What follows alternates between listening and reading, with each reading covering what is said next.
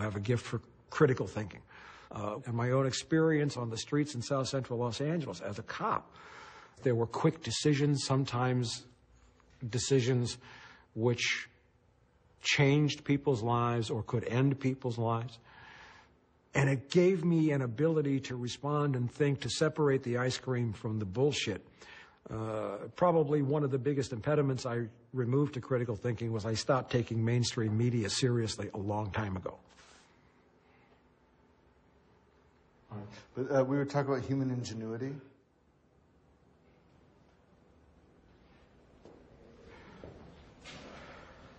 No amount of technology and no amount of human ingenuity can possibly overturn the laws of physics, the laws which govern this planet. Those are intractable, immutable, real, and science has never been able to do that. Man's great arrogance, I believe, and one for which he's paying a price now, is to believe that mankind really could become God and even turn over and upset and revoke somehow the laws of the universe. I am a great advocate of buying and owning physical gold, not paper gold. You buy gold, you own it. When hyperinflation occurs after deflation here and all these trillions of dollars come back and we are wheeling wheelbarrows of $1,000 bills to buy a loaf of bread, the only thing people will accept for goods is going to be gold.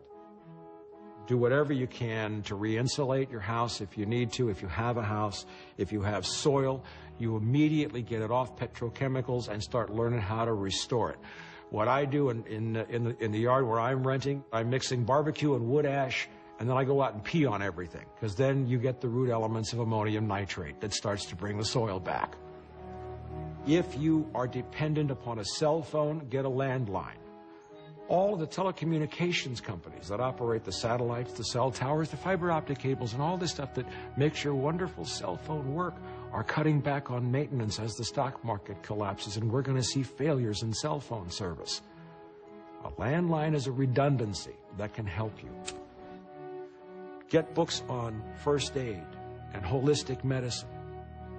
Moderate freshwater supply. The reasonable amount of food storage. You can't store enough to live on. What you need to store is seeds. Seeds that are not manufactured by Monsanto, that are not frankenseeds, that only work one time you plant them and then you got to go buy more. You get good, organic, whole seeds and you store them. That could be a great currency in the future.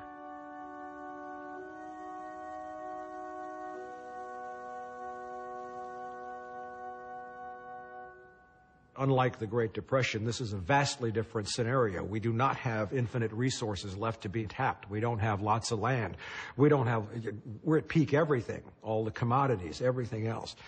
And what they had in the 1930s that my grandparents told me about was the ability to grow food right where they live. And local food production is perhaps the most fundamental key to human survival in the collapse of industrialized civilization.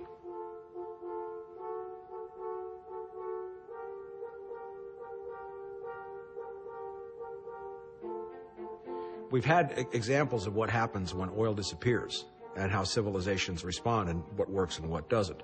In 1991, the Soviet Union collapsed, and there were two nations that were absolutely and totally dependent upon Soviet oil for their survival because they had none, Cuba and North Korea.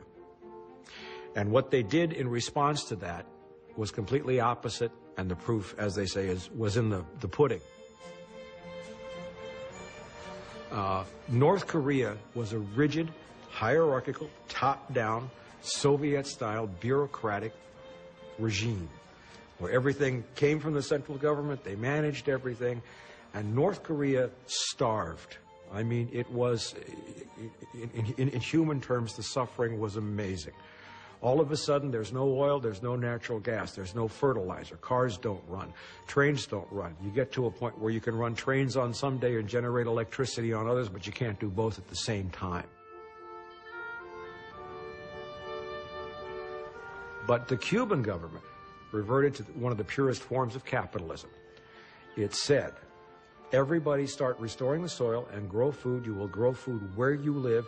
If you find any piece of arable land that's not being used, you occupy it and you start farming it and you start growing food right now. The Cuban government did everything it could to liberate local food growing. And what happened was after a very tough period, the Cuban people were eating better than they had ever eaten because they were free of this whole agribiz, Franken-food nightmare. Everything was organic. And you had every square inch in Havana that had soil on rooftops or in flower boxes was growing food. And there was a degree of sustainability. Everything became organic. And all you had to do was separate the people from the way money worked and top-down control. Explain to them, you grow it where you eat it, and you're going to make it. And Cuba survived and thrived. And that's the essence of where everything is going to in the new human paradigm. Everything will be local.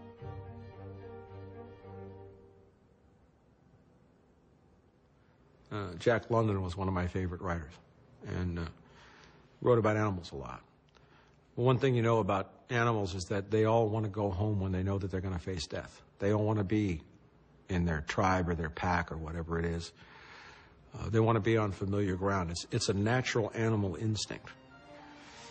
In Dubai, the economic crash has hit so hard that Indians who were living and working in Dubai lost their jobs, and they just drove to the Dubai airport and abandoned their cars. And there was a story talking about all the cars that were abandoned as these Indians caught a one-way ticket home to go home. And it's happening in Britain, too. You have lots of Poles and Eastern Europeans who were the latecomers into EU fleeing Britain to go home. Now, in some areas, and certainly in the Southern California basin with 13, 14 million people and a 4-day food supply, it's clear that people are going to migrate out of this area because it's not sustainable. We get most of our water from Northern California. That's a problem. We get a lot of our electricity from Hoover Dam out in Las Vegas. Phoenix, for God's sake, Las Vegas. Those people have to worry about where to go, and community is what will save us. You're going to have to do it in conjunction with your neighbors and your family and the people around you. You will fail as a rugged individual. You will survive as a member of a tribe or a family. I have emotion about this. I'm losing it.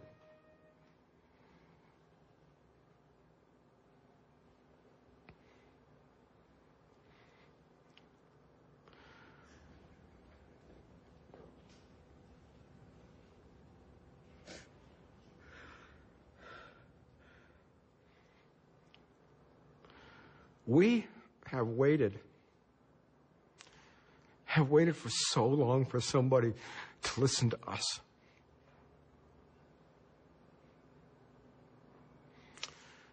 When the mainstream press and the government says nobody could have predicted this, they're lying through their fucking teeth. We all saw exactly what was going to happen and how it was going to happen, and remarkably, when it was going to happen. None of us expected the collapse to be as severe as it's proving to be or as fast as it's proving to be. But we've been screaming for years, and we've been watching everything we said come to pass, and we have felt so angry.